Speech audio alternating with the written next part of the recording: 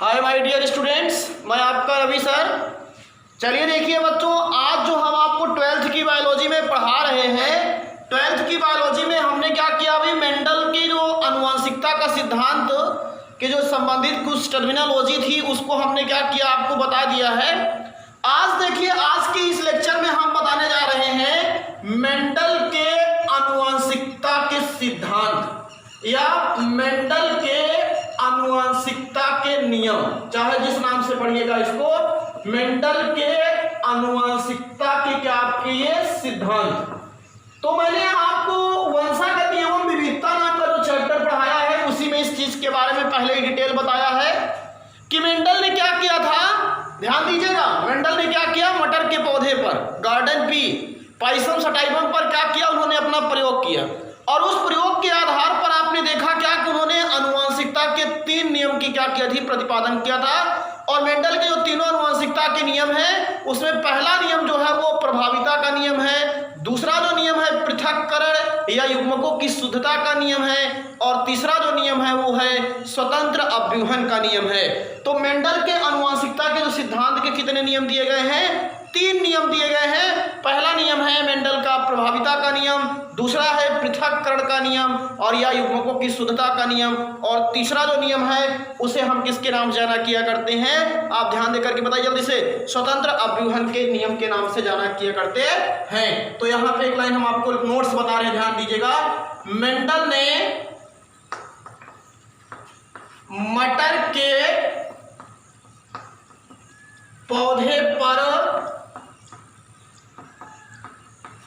आनुवंशिकता के प्रयोग किया या आनुवंशिकता के प्रयोग के आधार पर, आनुवंशिकता के प्रयोग के आधार पर, ध्यान दीजिएगा, आधार पर 3 नियमों या सिद्धांत का प्रतिपादन किया, का क्या किया, प्रतिपादन किया। ये चीज आप ध्यान दीजिए। मेंडल ने क्या किया, जब मटर के पौधे पर उन्होंने क्या किया, आनुवंशिकता का प्रयोग किया। ये सब चीजें आप जानते हो।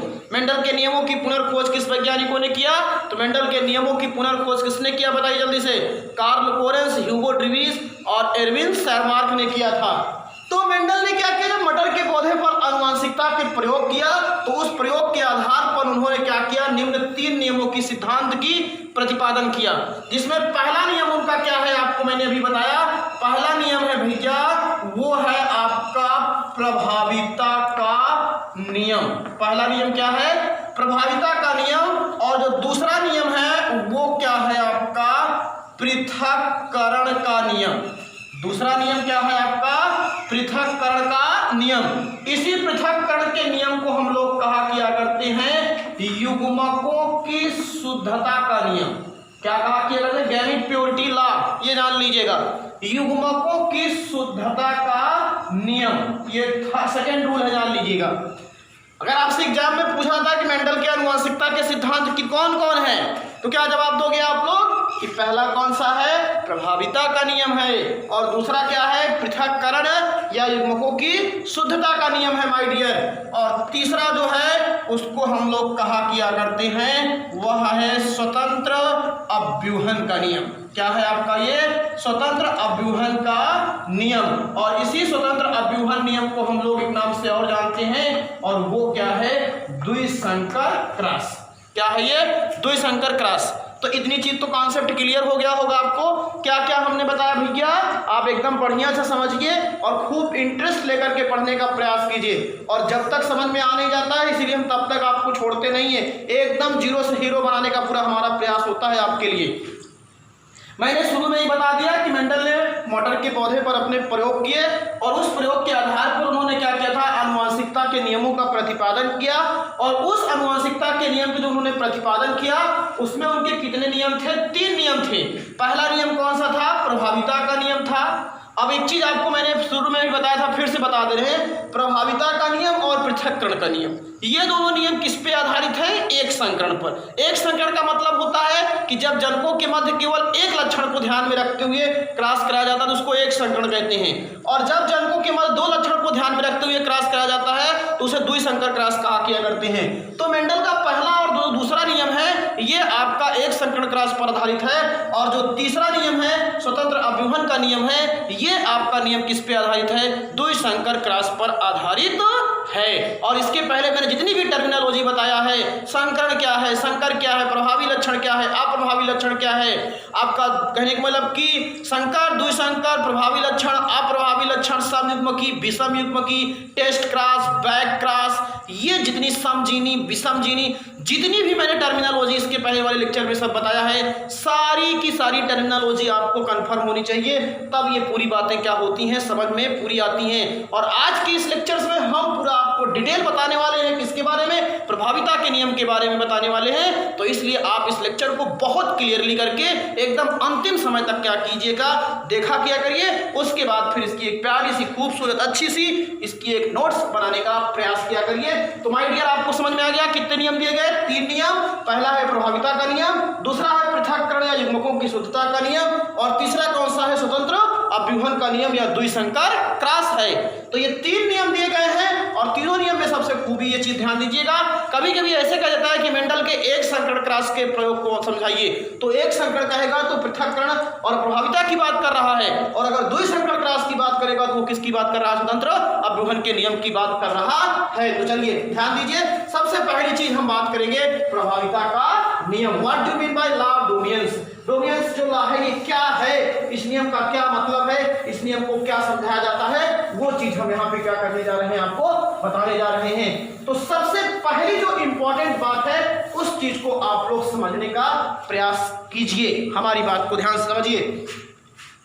सबसे पहली चीज तो आप ये ध्यान दीजिए कि जैसे मैंने आपको शुरू में ही बताया था कि जितनी मैं टर्मिनोलॉजी आपको बता रहा हूं, सारी टर्मिनोलॉजी आपको कंफर्म होनी चाहिए, तब फिर पूरी बातें आपको समझ में आती हैं। अब जैसे प्रभाविता का नियम, फर्स्ट लॉ, प्रभाविता का नियम, लॉ ऑफ डोमिनेंस, ये ध्यान लीजिएगा। तो अब सबसे पहली चीज प्रभाविता का नियम हमको पढ़ना है राजू। प्रभाविता का नियम पढ़ना है तो सबसे पहली चीज आपको एक चीज बहुत जरूरी होनी चाहिए कि प्रभावी लक्षण किसे कहते हैं और अप्रभावी लक्षण किसे कहते हैं, ये आपको मालूम होना चाहिए।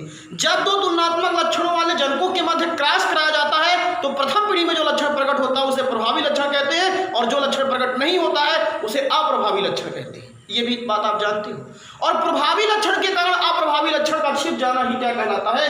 प्रभाविता का नियम कहलाता है। इसीलिए मैंने वहां पे ही इंडिकेट कर दिया था कि आप प्रभाविता, प्रभावी और अप्रभावी लक्षण आपने पढ़ लिया तो इसका मतलब सीधी सी बात है कि आपको प्रभाविता का नियम मालूम हो गया है। और लेकिन इस नियम को बताने के पहले मैं आपको बता रहा हूं कि इस नियम में सबसे पहली चीज क्या बताएंगे कि यह नियम एक संकरण पर आधारित है। This rules are based upon monohybridisation. यह नियम केवल एक संकरण पर आधारित है, और जब दो तुलनात्मक लक्षणों वाले जनकों के मध्य क्रॉस कराया जाता है तो प्रथम पीढ़ी में जो लक्षण प्रकट होता है उसे प्रभावी कहते हैं, और जो लक्षण प्रकट नहीं होता है उसे अप्रभावी लक्षण कहते हैं। और प्रभावी लक्षण के कारण अप्रभावी लक्षण का छिप जाना ही क्या कहलाता है? प्रभाविता का नियम कहलाता है।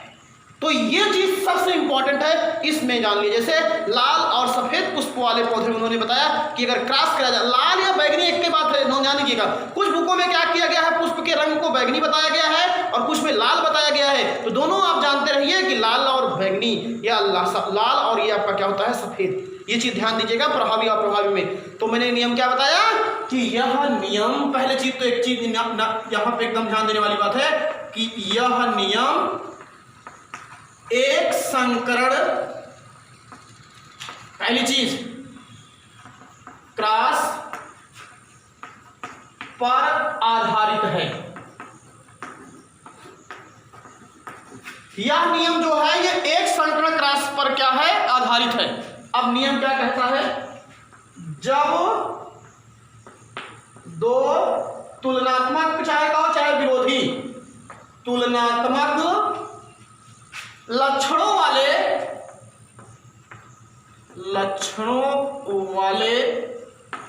ध्यान दीजिएगा एकदम बढ़िया सा। लक्षणों वाले जनकों के मध्य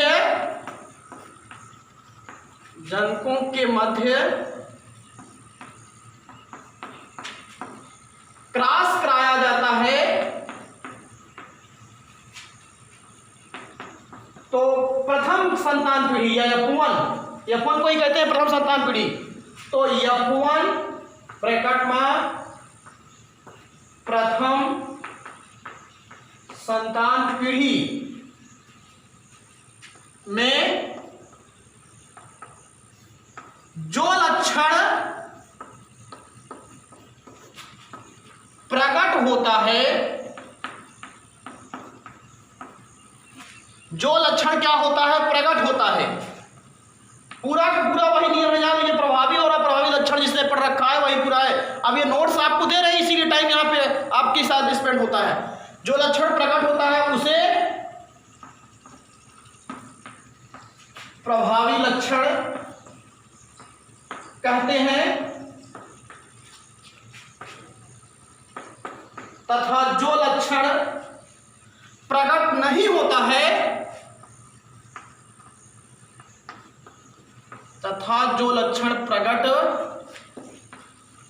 होता है उसे अप्रभावी लक्षण कहते हैं। इतनी बात कंफर्म। यह नियम एक संकरण क्रॉस पर आधारित है और जब दो तुलनात्मक लक्षणों वाले जनकों के मध्य क्रॉस कराया जाता है तो F1 पीढ़ी में, प्रथम संतान पीढ़ी में जो लक्षण प्रकट होता है उसे प्रभावी लक्षण कहते हैं और जो लक्षण प्रकट नहीं होता है उसे अप्रभावी लक्षण कहते हैं। और यहाँ पे अब आइए थोड़ा लाइन चेंज करके लिख देता हूं। प्रभावी लक्षण के कारण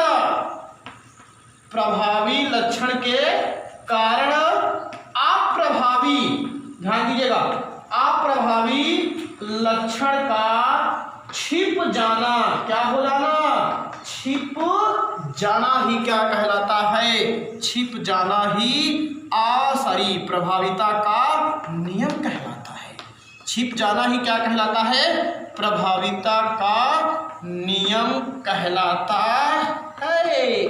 ये चीज आपको सबसे ध्यान देने वाली बात है।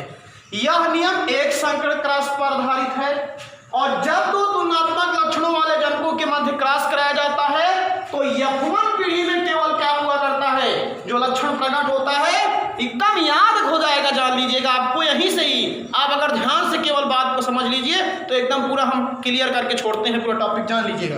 तो जो लक्षण प्रकट होता है उसे प्रभावी लक्षण कहते हैं तथा जो लक्षण प्रकट नहीं होता है उसे अप्रभावी लक्षण कहते हैं। और प्रभावी लक्षण के कारण अप्रभावी लक्षण का छिप जाना ही क्या कहलाता है, प्रभाविता का नियम कहलाता है।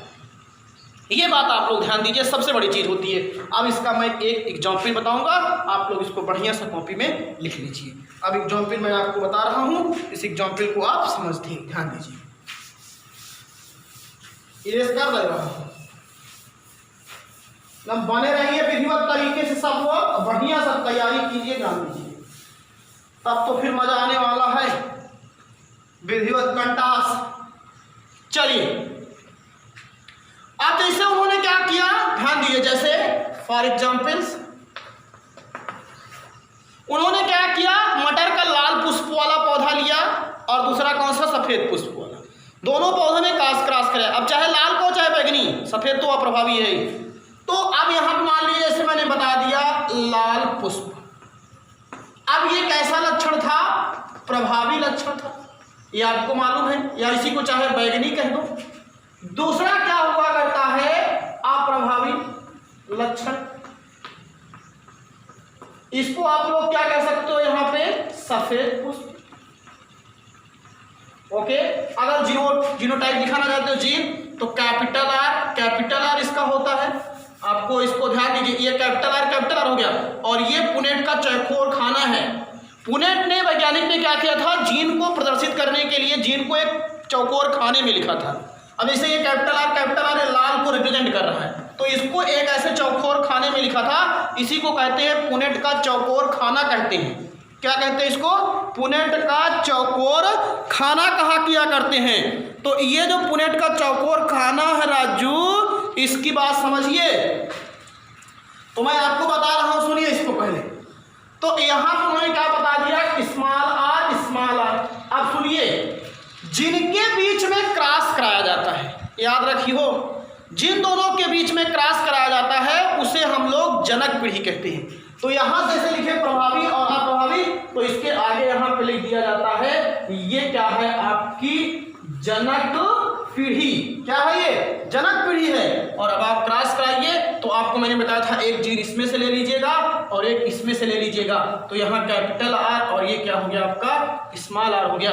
और ये कौन सा पौधा होगा जानते हो, लाल पुष्प का। कौन सा होगा, लाल पुष्प का। और ये क्या है आपका, प्रभावी लक्षण है।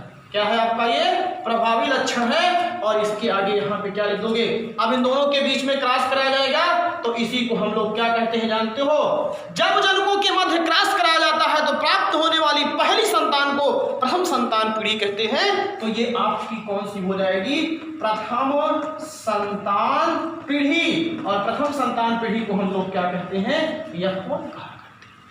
क्या कहा करते हैं, यफोन कहा किया करते हैं। ऐसे आपको कई प्रकार से आप समझ सकते हो, यही एक एग्जाम्पल्स नहीं है। अब आप देख लीजिए, इसको एक लैंग्वेज अपने आप बन जाएगी। लाल और सफेद पुष्प वाले पौधे में क्रॉस कराया जाता है तो प्रथम पीढ़ी में सभी कौन से पौधे प्राप्त होते हैं, लाल पुष्प वाले प्राप्त होते हैं।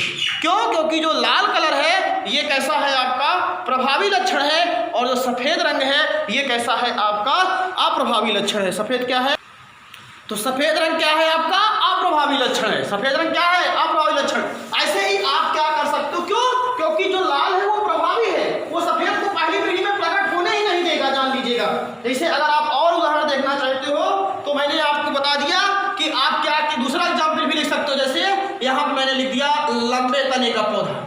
अब इस लंबे तने के पौधे को हमने किससे लिख दिया, कैपिटल टी से। अभी ध्यान दीजिए। और दूसरी तरफ हमने दूसरा जो जनक पीढ़ी लिया उसका नाम क्या रखा मैंने, बौने तने का पौधा। अब बौने तने के पौधे के बीच में हमने क्या बता दिया, इसको स्मॉल टी और क्या कह दिया, स्मॉल टी।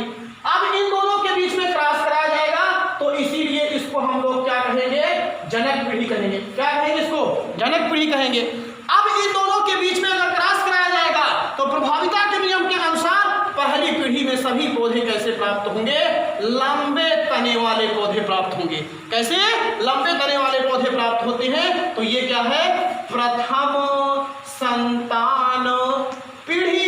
क्या है, प्रथम संतान पीढ़ी, या इसी को ही हम लोग क्या कहा करते हैं, यफोन कहा करते हैं। बस यही क्या है, प्रभाविता का नियम है। तो मैंने आज के इस लेक्चर में आपको बताया क्या, 2 मिनट केवल ध्यान दीजिए, पूरा का पूरा लेक्चर आपके दिमाग में बैठ जाएगा, जान लीजिए। बताया मैंने क्या कि मेंडल ने अपने अनुवांशिकता के प्रयोग के आधार पर 3 नियमों का प्रतिपादन किया, जिसमें पहला नियम था प्रभाविता का नियम, दूसरा नियम था पृथक्करण या युग्मकों की शुद्धता का नियम, और तीसरा जो नियम है उसे कहते हैं स्वतंत्र अभ्यूहन या द्विसंकर क्रॉस का नियम कहते हैं। तो मैंने उसके बाद क्या बताया, पहला नियम आपको बताया। पहला नियम क्या था आपका, पहला नियम था प्रभाविता का नियम। सबसे पहली चीज, यह नियम केवल एक संकर क्रॉस पर आधारित है। These rules are based upon only monohybridization। जान लीजिए, ये जो नियम है वो मोनोहाइब्रिडेशन पे डिपेंड है। और नियम मैंने क्या बताया, जब दो तुलनात्मक लक्षणों वाले जनकों के मध्य क्रॉस कराया जाता है तो प्रथम पीढ़ी में जो लक्षण प्रकट होता है उसे प्रभावी लक्षण कहते हैं, तथा जो लक्षण प्रकट नहीं होता है उसे अप्रभावी लक्षण कहते हैं। प्रभावी लक्षण के कारण अप्रभावी लक्षण का छिप जाना ही क्या कहलाता है, प्रभाविता का नियम कहलाता है। जैसे लाल और सफेद पुष्प वाले मटर के पौधे के बीच में क्रॉस कराया जाएगा तो पहली पीढ़ी में केवल लाल पुष्प वाले पौधे प्राप्त होते हैं, क्योंकि जो लाल पुष्प का कैरेक्टर है वो प्रभावी है और सफेद जो हुआ करता है वो अप्रभावी है। जैसे लंबे और बौने तने वाले पौधे के बीच में क्रॉस कराया जाएगा तो सब पहली पीढ़ी में केवल सभी लंबे तने वाले पौधे प्राप्त होते हैं, बौने तने वाले पौधे प्राप्त नहीं होते हैं। यही आपका क्या है, प्रभाविता का नियम है। ऐसी स्पीड, ऐसी ताकत, ऐसी एनर्जी आपकी होनी चाहिए जब आप विधिवत तरीके से तैयारी करेंगे और विधिवत इसका खुद एकदम विधिवत तरीके से इसकी जानकारी रखेंगे तब। तो आज की क्लास यहीं क्लोज करते हैं, मिलते हैं अगली क्लास में। थैंक यू, धन्यवाद, खुश रहिए।